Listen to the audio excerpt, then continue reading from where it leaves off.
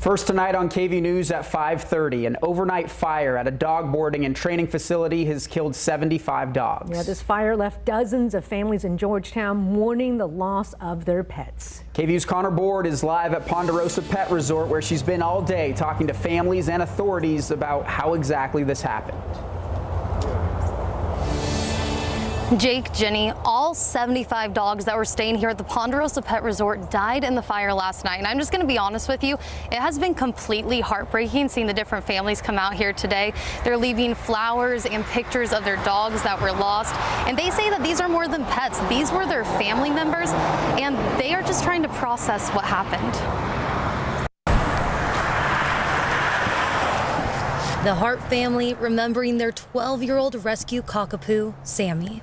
We try not to board him at all because he has separation anxiety, but we were hoping that we were going to pick him up this afternoon. But instead, they are setting up a memorial for him outside the burned Ponderosa Pet Resort, where 75 dogs died.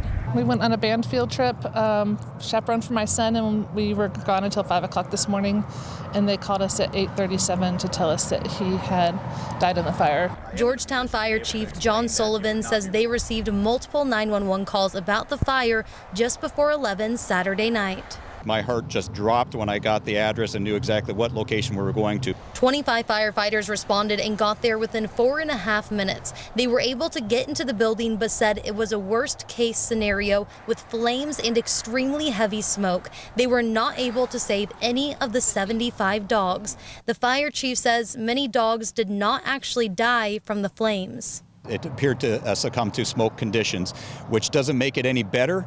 But for many animals, what happens is they will then be exposed to the carbon monoxide, fall asleep, and then it's something that happens through that rather than a direct burn. The fire chief said there were no employees of the pet resort there at the time of the fire. He says it's too early in the investigation to know a cause, but they are looking at everything from arson to electrical to environmental causes. He would not comment on if there was a sprinkler system or fire alarm system in the pet resort, but did say this. I am in a position to be able to explain that it would not be required in a facility like this, based upon how long it's been in existence, as well as the general type of occupancy that it is, that a sprinkler system would not be required in a building like this. Several Georgetown City employees were keeping their dogs at the pet resort. The dogs of Georgetown police officer Michelle Gaddy, who died of COVID-19 just this past week, were being boarded there and died.